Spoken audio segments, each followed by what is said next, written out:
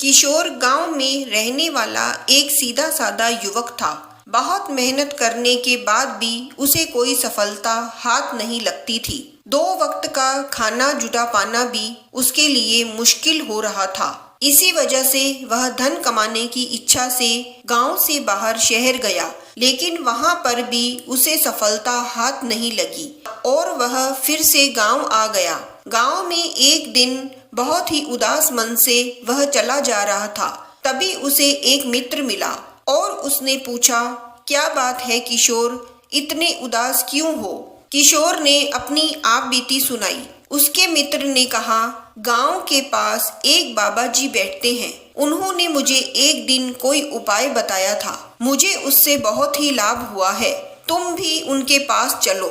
जब किशोर उस बाबा जी के पास गया तो उन्होंने उसे काली माता की पूजा करने की सलाह दी।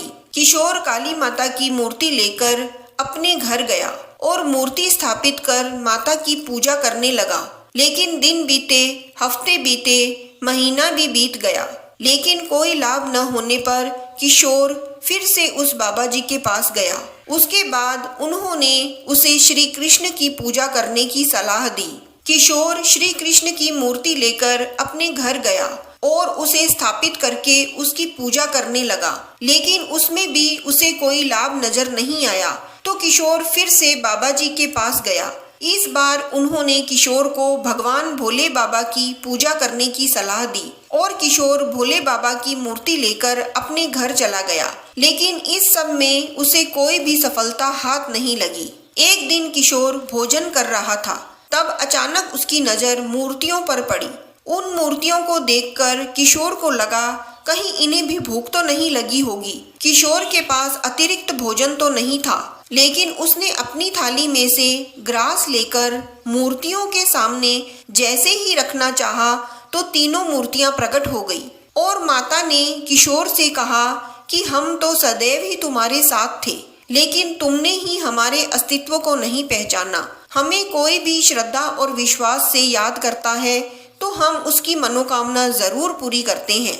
इतना कहते ही किशोर का रखा हुआ ग्रास फल में बदल गया। माता ने वह फल किशोर को प्रसाद रूप में दिया। उसके बाद किशोर ने उन तीनों को अपने घर से जाने ही नहीं दिया और विधिवत उनकी स्थापना करके उनकी अपने घर में विश्वास और श्रद्धा से पूजा करने लगा।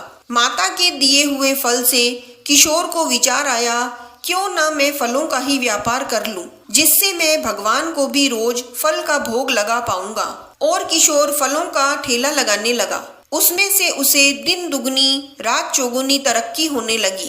देखते ही देखते किशोर ने फलों की दुकान खरीद ली और उस दुकान से भी उसे खूब मुनाफा होने लगा, लेकिन वह नियमानुसार भगवान को भी फलों का भोग लगाता रहा। उसके बाद में किशोर ने एक बहुत ही बड़ा घर खरीद लिया।